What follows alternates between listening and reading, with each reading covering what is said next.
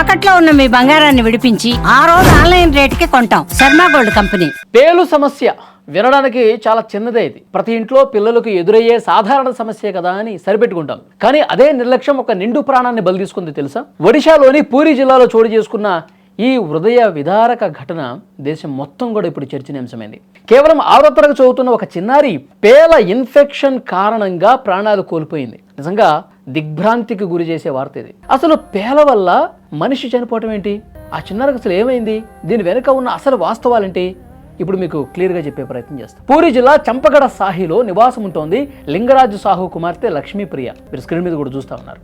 6వ తరగతి చదువుతున్నటువంటి ఈ అమ్మాయి కొంతకాలంగా తలలో తీవ్రమైనటువంటి పేల సమస్యతో ఇబ్బంది పడుతోంది. దీనిని ఒక సాధారణ ఆరోగ్య సమస్యగా భావించారు కుటుంబ సభ్యులు. అంతే, ప్రాథమికంగా ఇంటి వద్దే చికిత్సలు చేయించినట్టుగా తెలుస్తోంది. కానీ రాను రాను ఇన్ఫెక్షన్ ఎక్కువైపోయిందండి. పుర్రె భాగం వరకు పాకింది. తలలో ఏర్పడినటువంటి గాయాల వల్ల బాలిక పరిస్థితి విషమించింది. ఆసుపత్రికి తరలించే లోపే ఆ చిన్నారి కన్ను మూయటం గ్రామంలో తీవ్ర విషాదం నింపింది. కేవలం ఒక మరణం మాత్రమే దీన్ని చూడాల్సిన పనిలా గ్రామీణ ప్రాంతాల్లో అవగాహన లోపం ఏ స్థాయిలో ఉందో చూడాల్సినటువంటి అవసరం ఉంది. ఎంత బాధాకరం చూడండి. వైద్యలోకం మొత్తం కూడా ఆశ్చర్యపోయింది ఈ ఘటన చూసి.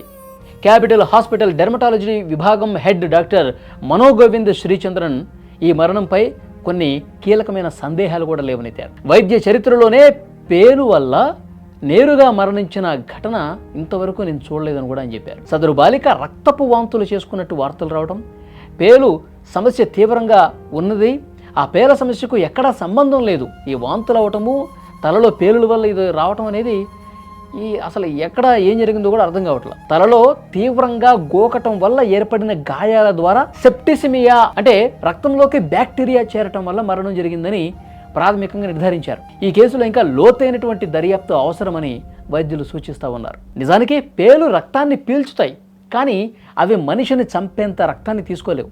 మరి ప్రమాదం ఎక్కడ పుంచుకుంది? వైద్యులు చెప్తున్న డీటెయిల్స్ ఏంటి? పేలు ఉన్నప్పుడు తలలో విపరీతమైన దురద వస్తుంది, సహజమే, అందరికీ తెలుసు. పిల్లలు గోళ్లతో గట్టిగా కోకటం వల్ల స్కాల్ప్పై చర్మం ఊడిపోయి గాయాలవుతున్నాయి.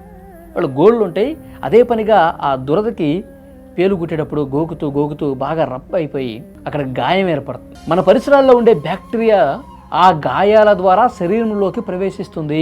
దీన్నే సెకండరీ ఇన్ఫెక్షన్ అంటారు. సరైన సమయంలో యాంటీబయాటిక్స్ అందకపోతే ఆ ఇన్ఫెక్షన్ మెదడు వరకు లేదా రక్తంలోకి ఇంకా లోపలికి వెళ్లే ప్రమాదం ఉంది. లక్ష్మీప్రియ విషయంలో కూడా అదే జరిగిందా? పుర్రె ఎముక వరకు ఇన్ఫెక్షన్ చేరింది అంటే ఇక్కడ క్లియర్గా నిర్లక్ష్యం చాలా స్పష్టంగా అనిపిస్తుంది. ఆమెకి పేను సమస్య ఉంది, విపరీతంగా దురద పెడుతోంది, గోగుతోంది, గాయాలవుతున్నప్పుడే వెంటనే ఒక మంచి ఆసుపత్రికి తీసుకెళ్ళి ఒక మంచి డాక్టర్ని సంప్రదించి వెంటనే చికిత్స తీసుకుంటే క్లియర్ అయిపోయేది. కానీ వాళ్ళు అవగాహన లేకపోవటం వల్ల, తెలియకపోవటం వల్ల, ఎక్కడికి వెళ్ళాలో చూపించకపోవటం వల్ల, సరైన డాక్టర్ని సంప్రదించకపోవటం వల్ల ఆ గాయం అయిపోయి, ఆ గాయం పూర్తిగా రక్తస్రావం అయిపోయి బయట ఉన్నటువంటి బ్యాక్టీరియా అందులోకి వెళ్ళటం వల్ల లోపల మెదడులోకి ప్రవేశించి పుర్రె భాగం లోపలికి ప్రసరించి పూర్తిగా ఇన్ఫెక్షన్ అయి ఆమె చావుకు కారణమైపోయింది. ఈ విషాద ఘటన ప్రతి తల్లిదండ్రులకు ఒక గుణపాఠం కావాలా. మన పిల్లలు తలగొక్కుంటున్నా, చర్మపై ఎర్రటి దద్దుర్లు కనిపిస్తున్నా వెంటనే మీరు స్పందించాలా. సొంత వైద్యం కంటే నిపుణులైనటువంటి డాక్టర్లను సంప్రదించాలా. అప్పుడే ఇలాంటి ప్రమాదాలు దూరమవుతాయి. పరిశుభ్రతే పరమావధిగా పిల్లల ఆరోగ్యంపై నిరంతరం నిఘా పెట్టాల్సిన అవసరం ఉంది. పూరిలో జరిగిన ఈ దురదృష్టకర ఘటన ఇంకొక చోట రిపీట్ కాకూడదంటే ప్రతి ఒక్కరు కూడా అవగాహన కలిగి ఉండాలి. వైద్య శాస్త్రవేత్తలు, పెద్ద పెద్ద డాక్టర్లు కూడా తలలో పేలున్న సమస్యతో చనిపోయారంటే ఎవరికి అంతు పట్టడంలా. పరిశీలిస్తే ఈ కేసు లోతుల్లోకి వెళ్తే అప్పుడు వాళ్ళకి అర్థమైంది. చాలా రోజులుగా ఈ సమస్య ఉంది, ఆమె గోగుతూ ఉంది తలలో. ఆ పుండ్లు ఏర్పడే వరకు, తలలో గాయమైపోయి రక్తం కారే వరకు కూడా ఆ సమస్యను అట్లాగే ఉంచారు. కరెక్ట్ కాదు ఇది. పోతుందిలే, పేలే కదా, ఏముంది, గోగుతుంది, బ్లడ్ వస్తుంది, తల గోగినప్పుడు మరి చర్మం ఊడిపోయినప్పుడు బ్లడ్ వస్తుంది కదా, అన్ని లైట్ తీసేసుకున్నారు.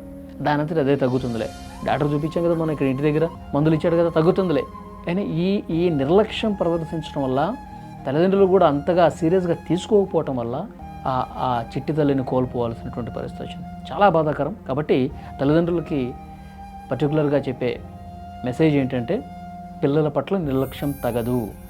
చిన్న సమస్య అయినా పెద్ద సమస్య అయినా ఒక మంచి డాక్టర్ని సంప్రదించండి. ఇలాంటి ప్రమాదాల నుంచి దూరంగా ఉండొచ్చు అన్నమాట.